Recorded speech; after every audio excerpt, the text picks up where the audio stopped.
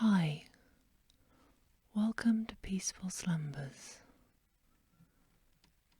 Please do not listen to this recording if you are operating heavy machinery or driving a vehicle. Find yourself a cozy space. Close your eyes, settle down, and listen. The Great White Bear and the Trolls, a story from the Norse. There was once a man who lived in Finnmark named Halvor, who had a great white bear, and this great white bear knew many tricks.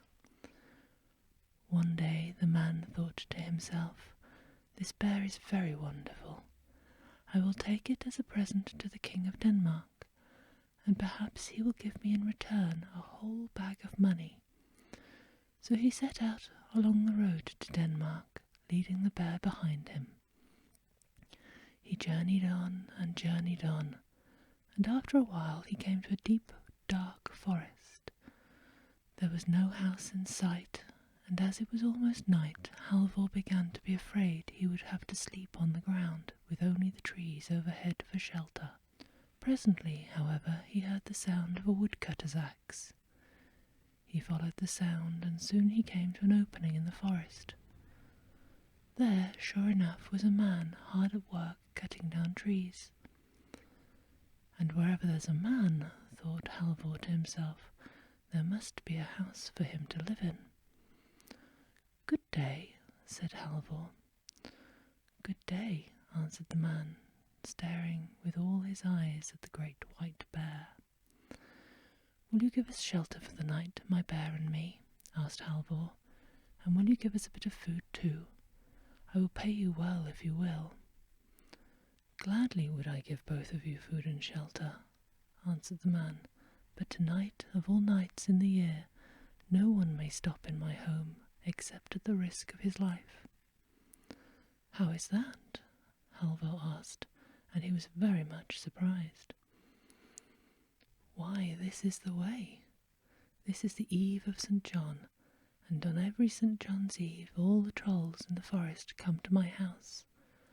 I am obliged to spread a feast for them, and there they stay all night, eating and drinking.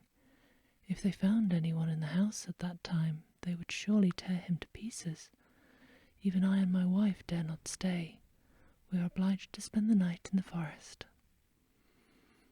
"This is a strange business," said Halvor. "Nevertheless, I have a mind to stop there and see what these same trolls look like. As to their hurting me, as long as I have my bear with me, there is nothing in the world that I am afraid of." The woodcutter was alarmed at these words. "No, no, do not risk it, I beg of you," he cried. "Do you spend the night with us under the trees, and tomorrow we can safely return to our home." But Halvor would not listen to this. He was determined to sleep in the house that night, and moreover, he had a great curiosity to see what trolls looked like. "Very well," said the woodcutter at last, "since you are determined to risk your life, do you follow yonder path, and it will soon bring you to my house." Halvor thanked him and went on his way, and it was not long before he and his bear reached the woodcutter's home. He opened the door and went in, and when he saw the feast the woodcutter had spread for the trolls, his mouth fairly watered to taste it. There were sausages and ale and fish and cakes and rice pudding and all sorts of good things.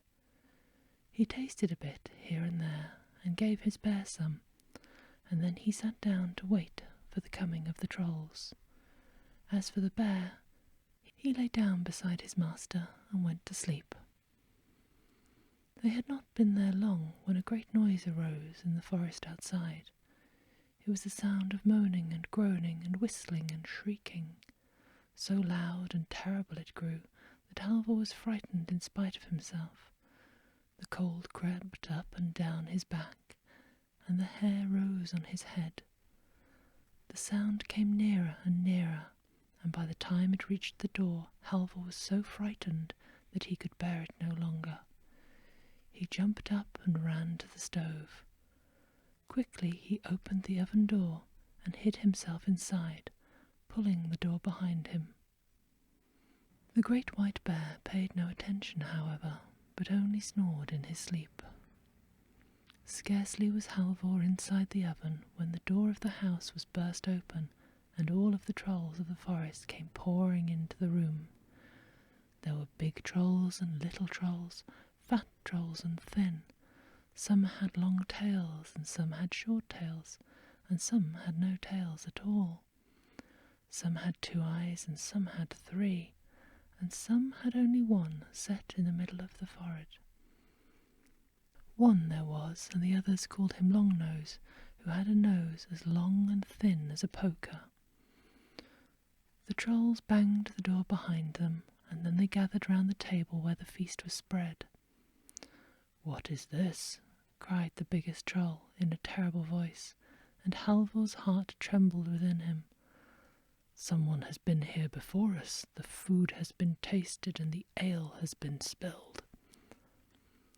At once Long-Nose began snuffling about.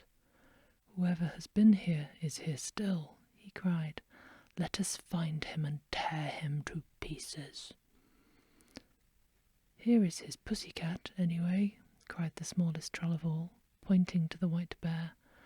"Oh, what a pretty cat it is! Pussy, pussy, pussy." And the little troll put a piece of sausage on a fork and stuck it against the white bear's nose. At this, the great white bear gave a roar and rose to its feet.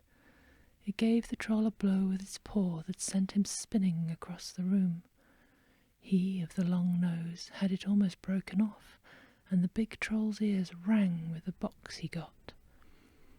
This way and that the trolls were knocked and beaten by the bear, until at last they tore the door open and fled away into the forest howling. When they had all gone, Halvor crawled out and closed the door, and then he and the white bear sat down and feasted to their heart's content. After that, the 2 of them lay down and slept quietly for the rest of the night. In the morning, the woodcutter and his family stole back to the house and peeped in at the window. What was their surprise to see Halvor and his bear sitting there, eating their breakfasts, as though nothing in the world had happened to them. "How is this?" cried the woodcutter. "Did the trolls not come?" "Oh yes, they came," answered Halvor, "but we drove them away, and I do not think they will trouble you again." He then told the woodcutter all that had happened in the night. "After the beating they received, they will be in no hurry to visit you again," he said. The woodcutter was filled with joy and gratitude when he heard this.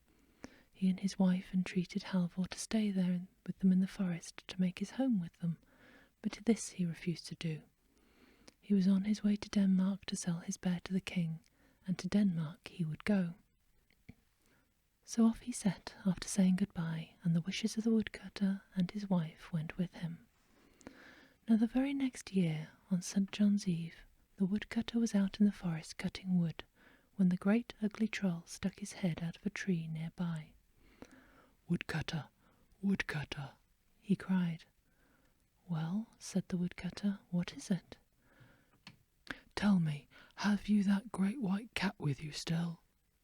"Yes, I have, and moreover now she has 5 kittens, and each one of them is larger and stronger than she is."